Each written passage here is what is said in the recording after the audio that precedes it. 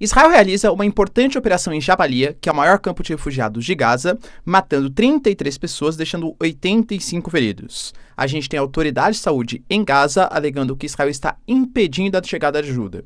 Inclusive, Filipe Lazzarini, que é o presidente da UNRWA, tem uma série de reclamações frente à ONU. Fala um pouquinho também, pessoal, sobre o Hezbollah, que faz um novo momento da sua ofensiva, disparando mísseis, e o que eles colocaram como uma chuva de drones, inclusive contra a residência de Benjamin Netanyahu. Sim, pessoal, será que o primeiro-ministro saiu ferido? Fala inclusive do Irã, que alega que foi o Hezbollah que fez esse ataque e que isso significa o começo, já que o eixo da resistência não falhará, o Hamas está vivo e vai continuar vivo.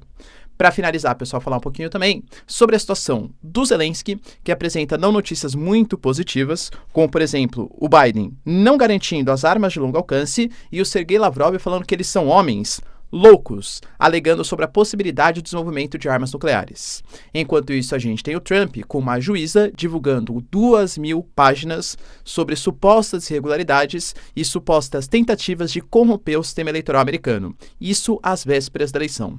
Será que vai ter impacto eleitoral? Se vocês querem ter um pouco mais sobre esses assuntos, e muito mais também sobre geografia, geopolítica, atualidades, política, polêmicas, enfim.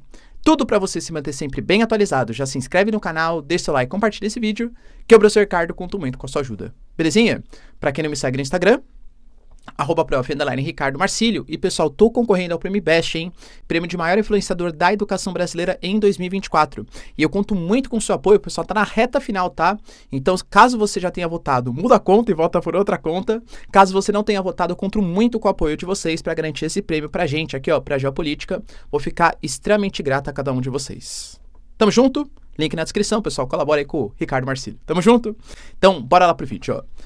Como eu falei para vocês, cara, Israel continua fazendo aí, realizando as suas ofensivas, e a gente teve na sexta-feira, de sexta para sábado, um ataque que foi feito contra Jabalia, contra o maior campo de refugiados de Gaza, que, como a gente sempre fala, né, as diferenças de narrativa. Talvez, inclusive, tenha partes corretas em cada uma delas, né?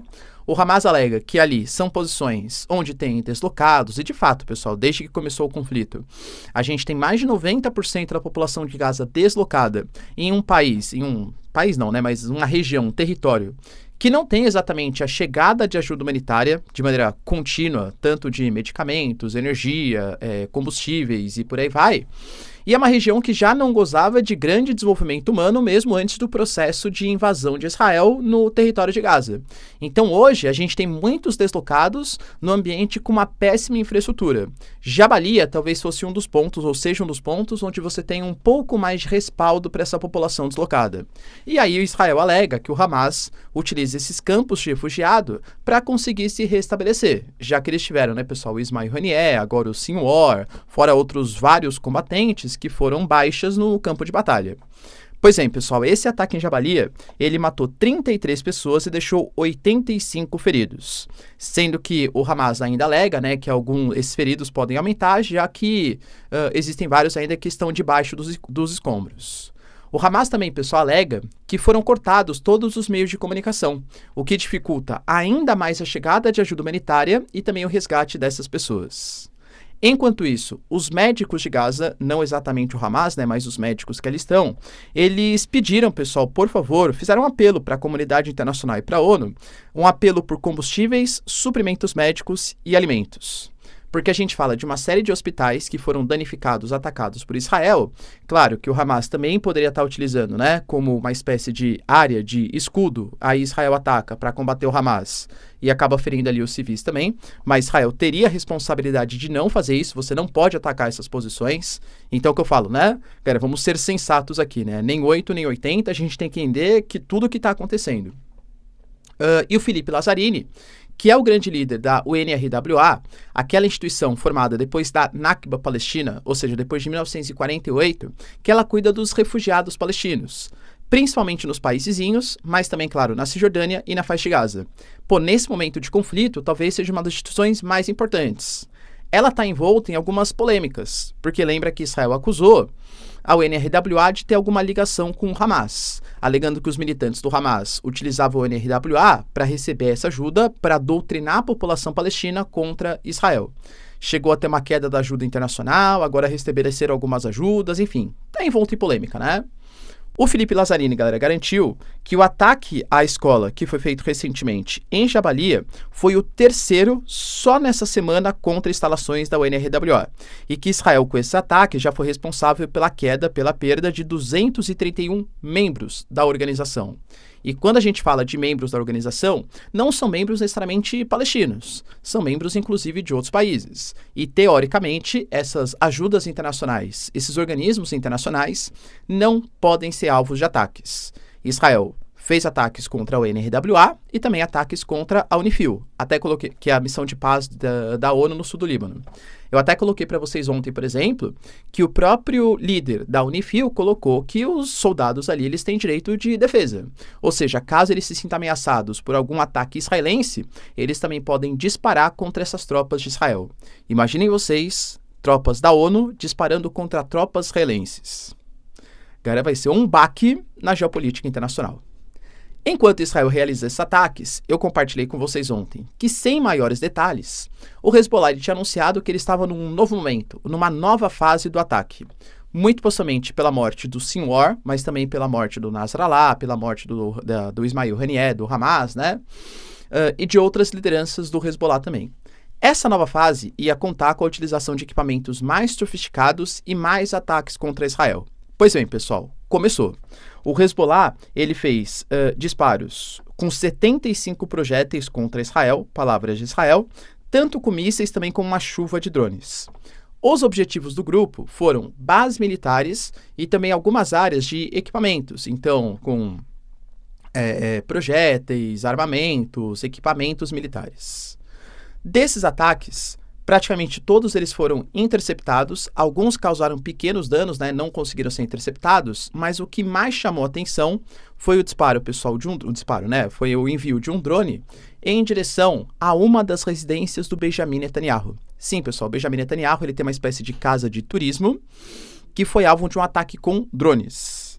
Esse drone contra a casa do Benjamin Netanyahu chegou, né, a tentar perto ali da sua casa. Por sorte dele, nem ele, nem a sua família estavam naquelas áreas. O drone, pessoal, ele veio do Líbano, junto com vários outros 2 drones que foram abatidos. O Hezbollah, por enquanto, não se pronunciou, não assumiu, mas pensando que veio do Líbano e pensando que o Hezbollah anunciou essa nova fase da ofensiva contra Israel, muito possivelmente sim. Inclusive o Irã, eu sempre falo para vocês, né, que o Irã, ele é o principal aliado do Hezbollah. Até as coincidências históricas. A Revolução Iraniana, que colocou o regime dos ayatolás no poder, acontece em 79. O Hezbollah, ele surge no comecinho da década de 80, ou seja, logo depois, né, da Revolução Iraniana, também sendo movimento xiita. Então, quando eu falar para vocês Hezbollah, imaginem, é um pedacinho do Irã no Líbano. Essa é a ideia, tá? Claro que, né, guardadas as devidas proporções, é como se fosse o representante iraniano no Líbano. Ou seja, geralmente quando tem que fazer ataques, disparos contra Israel, geralmente isso é feito pelo Hezbollah. Inclusive a Síria, até pela posição geográfica, geralmente é visto como um ponto de intermédio. O Irã passa pela Síria, a Síria é uma espécie de corredor para chegar até o Hezbollah e realizar os ataques contra Israel. O Irã garantiu, pessoal, que sim, foram disparos do Hezbollah. Inclusive, fala mais, hein? Palavras do Ayatollah Khamenei. O eixo da resistência não falhará. Ele estava comentando ali sobre a perda, né, do Sinwar, que era tanto o presidente de Gaza, como a liderança também do Hamas, desde a morte do Ismail Haniyeh, e ele falou, olha, a perda dele é, sem dúvidas, uma dolorosa perda para o eixo da resistência, mas essas quedas de figuras importantes não pararão o eixo da resistência. O Hamas está vivo e o Hamas continuará vivo. Ou seja, o Irã deu indícios que com o aumento da ofensiva do Hezbollah, com os disparos contra o Benjamin Netanyahu, que não deram certo, né? Mas, essas movimentações do chamado eixo da resistência, os hutis, paquistaneses, a galera do Iraque, né? Claro, pessoal, que nem todos no Paquistão e do Iraque são grupos ali que estão, né? Mas a ofensiva ela vai continuar. E vem ganhando apoio de outros países. Por exemplo, a Turquia. A Turquia, eu sempre falo para vocês que ela sempre apoia, mas nunca em loco, né? Duvido, galera, que a Turquia faça um ataque contra Israel, porque a Turquia aí já é um outro patamar de nível político, né? De nível militar, de nível político. A Turquia é um membro da OTAN e a Turquia tem ligações próximas também com o Ocidente, embora venha se orientalizando desde a última eleição aí, ou até antes, né, do Recep Erdogan. E desde que ele foi eleito, ele vem criticando muito a postura israelense e defendendo os movimentos palestinos. Mais longe, o Erdogan, ele falou, pessoal, que o Irã tem sim o direito de defesa, alegando que o Irã, ele atacou Israel com os mísseis, né, que foram disparados contra o país, porque Israel tinha atacado membros do Hezbollah e membros do eixo da resistência. Então foi um direito de defesa. Lembra que Israel alega que não, porque os ataques não foram feitos contra o Irã, e sim contra membros do eixo da resistência. E falou mais, cara, falou que nesse momento a ONU deveria cogitar fazer um embargo contra as armas israelenses. Duvido, né, que isso vai ser feito, porque, cara, convenhamos, para ter um embargo sobre as armas por parte da ONU, é uma coisa, a não ser que venha pela Assembleia, mas a Assembleia tem um caráter muito mais consultivo do que deliberativo, ou seja, deveria vir pelo Conselho de Segurança. Não acho que o Conselho de Segurança autorizaria um embargo de armas, até pela presença dos Estados Unidos no Conselho. Vale lembrar que alguns países, como a França, que também fazem parte do Conselho de Segurança Permanente, já se mostraram favoráveis, não só contra Israel, mas também contra o Líbano, o embargo às armas que estão sendo vendidas. Mas os Estados Unidos com certeza vetariam esse projeto. A gente teve também, pessoal, notícias importantes sobre o Zelensky. O Zelensky, a gente discutiu ontem, né, que ele tinha dado algumas declarações relativamente polêmicas. Polêmicas em que sentido, professor? O Zelensky, ele tinha falado, por exemplo, que ele cogitava, um dos seus pontos, dos seus pedidos no ponto do plano pela paz, era justamente a entrada para a OTAN. Só que ele falou, olha, ou a gente entra para a OTAN, ou a gente desenvolve as nossas armas nucleares. Depois ele veio se explicar melhor e falou que, na verdade, ele não quis dizer que a Ucrânia ia desenvolver armas nucleares caso não entrasse para a OTAN. Até porque entrar para a OTAN eu não acho que vai entrar, pelo menos num futuro próximo, tá? O que ele quis dizer é que, na verdade, lá em 94, quando foi assinado o Memorando de Budapeste entre Estados Unidos, Rússia, Ucrânia, com o intermédio do Reino Unido, a Ucrânia prometeu que abriria a mão das suas armas nucleares, porque tinha herdado da antiga União Soviética, em troca de uma garantia de soberania territorial. Como a Rússia não respeitou e invadiu a Crimeia, Lugansk, Donetsk, Zaporizhia, Kherson, então a Ucrânia deveria ter o direito de ter ou uma defesa como a OTAN ou desenvolver as suas armas nucleares. Depois ele veio se explicar, falou que não, a Ucrânia não quer desenvolver armas nucleares, não tem o intuito de fazer isso, e que foi uma palavra muito mais para exemplificar exatamente os anseios ucranianos. O Lavrov se pronunciou sobre esse assunto, né? O Lavrov falou, galera, que esses homens, ou seja, os ucranianos, são loucos, que eles jamais vão conseguir ter armas nucleares, mas que só de cogitar fazer esse projeto, isso já assusta a Rússia e exige maiores atitudes. É o que eu falei para vocês. Também não acho que a Ucrânia tenha capacidade técnica. Alguns militares ucranianos até falaram que sim, tá? Que a Ucrânia poderia conseguir suas armas nucleares. Eu, particularmente, com as capacidades que tem hoje, duvido, pelo menos sem ajuda ocidental. Claro, com ajuda ocidental, claro que conseguiria, tá? Mas, mesmo que a Ucrânia não desenvolva, acho que a Rússia vai utilizar isso como argumento para aumentar a sua ofensiva contra os ucranianos. Os caras estão ameaçando, ameaça nuclear. Portanto, eu também posso fazer aqui, ó, ataques mais severos. Enquanto isso, Biden deu uma declaração ontem, logo depois que o Antony Blinken se reuniu com o Zelensky, inclusive, falando que não há um consenso sobre os mísseis de longo alcance para os ucranianos. Por isso que eles ainda não foram cedidos. Lembrando que o plano da vitória apresentado pelo Zelensky, ele conta com vários pontos.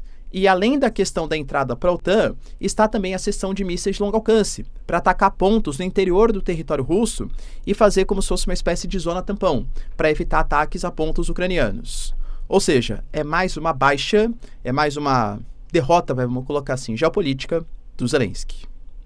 Aproveitando, pessoal, que estamos falando de Estados Unidos, temos uma notícia negativa para o Trump. O Trump, ele teve a revelação, na verdade, uma juíza que julga ali o caso do Trump, revelou um documento com cerca de 2.000 páginas que mostram, que evidenciam como o Trump tentou interferir no processo eleitoral nas eleições, de 2020. Professor, é meio estranho, né? Isso sair antes da eleição. Estamos às vésperas, a eleição vai acontecer em novembro, estamos em outubro, né, galera? Falta aí quase um mês, né, para o processo eleitoral americano. E sair esse documento, é claro que isso pode impactar. Eu acho que impacta, nossa, que substancial. Galera, creio que não.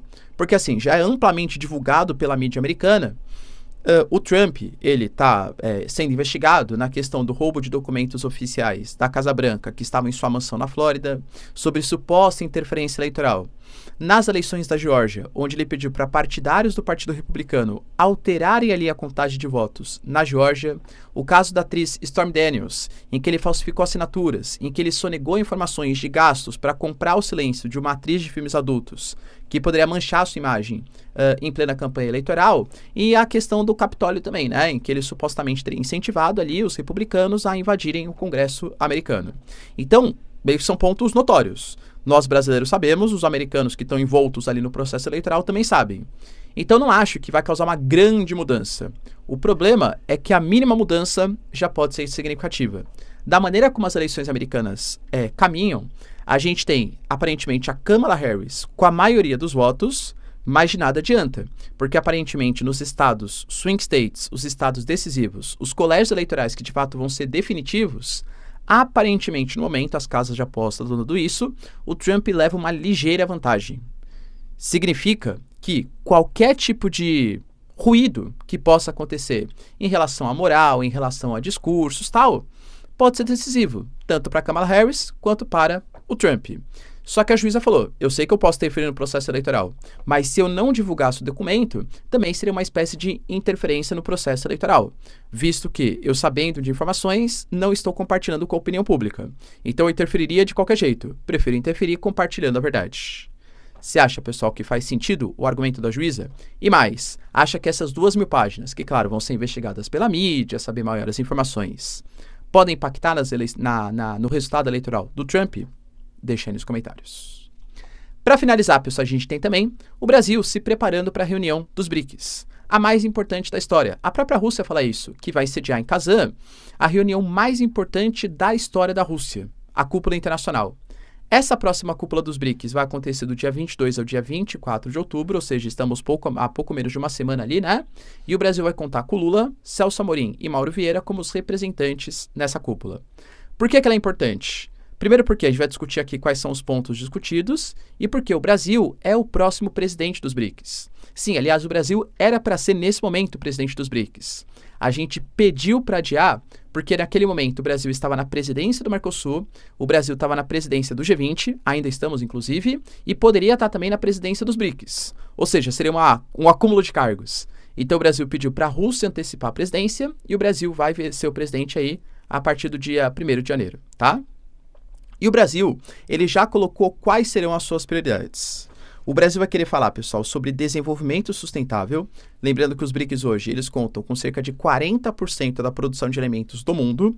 E essa é uma pauta que o Brasil defende mais. Não sei se na prática ou no discurso, cara, convenhamos, né? Às vezes muito mais no discurso do que exatamente na prática. Mas o Brasil quer levantar essa bandeira de transição energética, energia verde e tal. Em um momento em que Irã, Arábia Saudita... Rússia, será que vai ser uma pauta prioritária? Serão, hein, pessoal? Serão, tá? Inclusive o Brasil, né? Querendo explorar a margem equatorial. Serão. O Brasil fala também, pessoal, da criação dessa plataforma de pagamentos e de uma possível moeda comum. O Putin já falou, pessoal, que moeda comum ou moeda única é difícil, né? Impossível praticamente.